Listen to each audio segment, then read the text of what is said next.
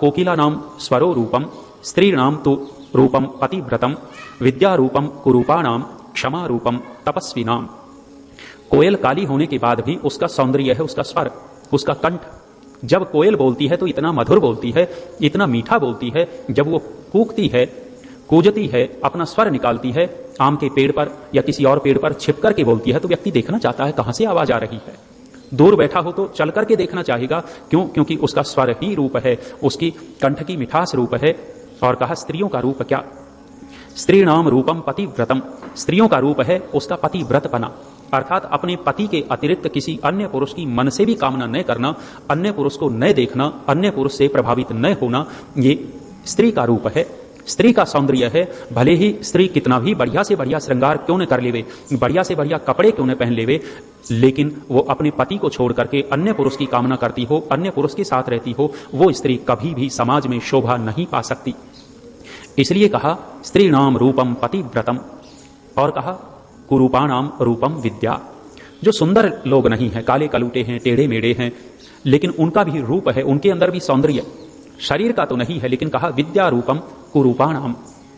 कुरूप लोगों का जो सौंदर्य है, विशेषता है, उनकी विद्या है। अष्टावक्र महर्षि हुए। महर्षि अष्टावक्र कहते हैं 8 जगह से मुड़े तुड़े हुए थे, चेहरे से सुंदर नहीं थे। जो भी उसके पास जाता था उसको भगा देता था, घृणा करते थे उससे। लेकिन अष्टावक्र ने अपनी बुद्धि कौशल से, अष्टावक्र ने वो विद्या प्राप्त की कि राजा जनक जैसा, जिसके पास अनेक ऋषि आते थे, अनेक राजाओं में शोभा पाता था, राजा जनक भी अष्टावक्र के चरण छू करके आशीर्वाद लेता है। अष्टावक्र कुरूप हैं, टेढ़े मेढ़े हैं, कोई उनको देखना नहीं चाहता था, लेकिन अपनी विद्या के कारण संसार में पूजित हो गए। विद्या रूपम कुरूपाणाम। कुरूपों का रूप जो है वो विद्या है।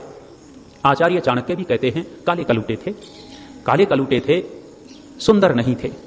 इतिहासकार ऐसा बोलते हैं। और 2 दांत भी उनके बाहर निकले हुए थे। जिसके होठों से बाहर दांत दिखाई देते हों और ज्यादा भद्दा सा लगता है, कहते हैं पत्थर लेकर के आचार्य चाणक्य ने अपने दांत भी तोड़ लिए थे।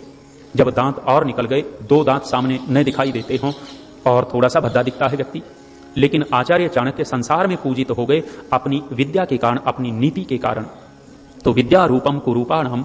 और तपस्वियों का रूप क्या है? जो तप करते हैं, जो अध्यात्म के रास्ते पर चलते हैं, उनका रूप, उनकी सुंदरता, उनकी शोभा किसमें है? कहा क्षमा रूपम तपस्विनाम। तपस्वियों का जो रूप है वो क्षमा है।